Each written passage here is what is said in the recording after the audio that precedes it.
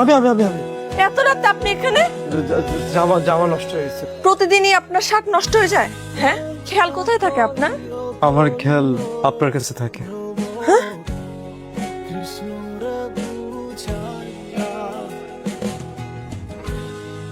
ভালো লাগে আপনারে, আমাকে আপন করে নেবেন। এই চলো, কাপড়টা নিয়ে ভিতরে যা, আর ইস্ত্রি করা কাপড়টা নিয়ে আয়। আপনি আমাকে চিঠি দিয়েছেন কেন? এত সাহস কোথায় পাইছেন? রাস্তায় আমার পিছু নেন, কি মনে করছেন? একা মেয়ে, দোকান চালায়, কেউ নাই সাহায্য করার মতো, অসহায়, যেমন চাই তা করবেন? সস্তা মনে করছেন আমাকে?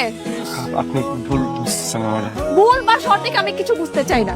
কাস্টমার আছেন, কাস্টমারের মতো থাকেন, অন্য কিছু হওয়ার চেষ্টা করবেন না। এই চলো, কাপড় নিয়ে আয়। এত দেরি লাগে নাকি? তো থাপড়া মারবো ধরা। নেন, যান।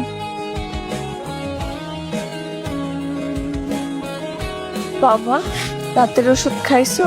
ওষুধ খেয়ে আমি আর ভালো মনে রে মা, আর ভালো মনে। তুমি সবসময় আমাকে নিয়ে এত চিন্তা কেন করো? এমনিই তুমি অসুস্থ, এত চিন্তা করতে করতে আরো অসুস্থ হয়ে যাবা বাবা। কাকার শরীরটা এখন কেমন? আছে মোটামুটি। কালকে রাতে শরীরটা আবার একটু খারাপ হয়েছিল। খারাপ না ভাই, উপায় আছে।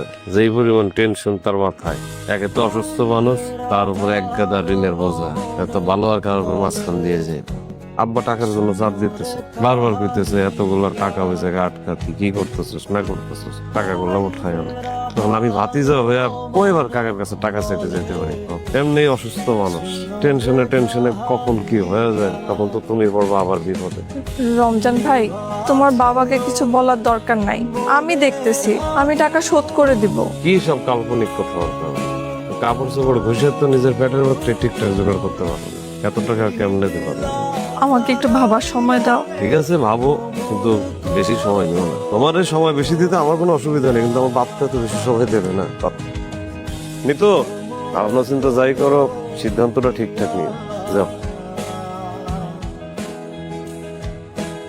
আমি আমার আব্বাকে অনেক ভালোবাসি।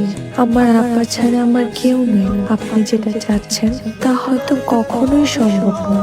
আমার ঘরে অনেক দায়িত্ব, মা বাবার অসুস্থতা, তার উপর চাচার কাছে দেনা, লন্ড্রি দোকান চালিয়ে বেশ কিছু টাকা শোধ করেছি। নিজের পড়াশোনাও চালাচ্ছে। আমি জানি না কি হবে।